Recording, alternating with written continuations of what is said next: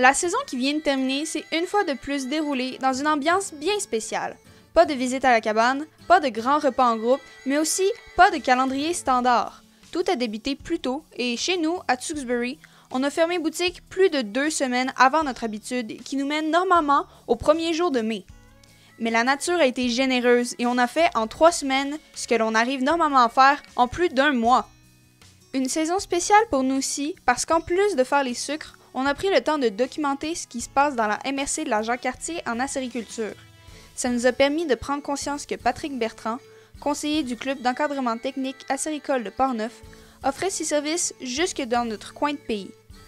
On a pu aborder des questions techniques autour des chalumeaux, découvrir plein de gens et plein de choses au sujet de l'acériculture dans la MRC de la Jacques-Cartier. Réaliser notre série de capsules nous a aussi ouvert les yeux sur la passion très contagieuse de l'acériculture qui existe déjà depuis longtemps et qui se répand aujourd'hui rapidement dans notre région. On a pu voir qu'une installation pour faire les sucres, ce n'est jamais trop petit. Peu importe la grosseur de la cabane, on arrive toujours à y générer ce plaisir si particulier associé au sucre. Rassembler simplement les gens que l'on aime, célébrer le printemps et vivre la fierté de produire avec l'aide de la forêt ce produit délicieux qu'est le sirop d'érable. Notre région a longtemps été limitée dans le développement de l'acériculture à cause de ses fortes pentes, mais cette difficulté technique est derrière nous. Même chose pour le trop petit nombre de quotas qui sont attribués dans notre région pour la revente du sirop d'érable en vrac. Les gens de la microbrasserie La Souche ont fait la preuve qu'il est possible d'avoir des activités acéricoles en complément à d'autres activités économiques en fonctionnant en vente directe.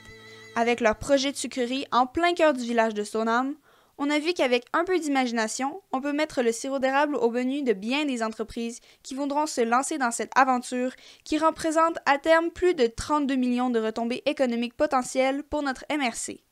Alors, on se donne rendez-vous l'an prochain et même si on ne sait pas encore comment on va souligner les sucres sur notre web magazine au printemps 2022, une chose est certaine, notre rêve de créer une foire acéricole dans la MRC de la Jacques-Cartier, on y travaille déjà très concrètement afin de vous présenter la première édition à l'automne de l'an prochain. Bon été et pensez à acheter votre réserve de sirop chez des producteurs de notre MRC. Consommez local et dégustez le véritable goût de notre territoire.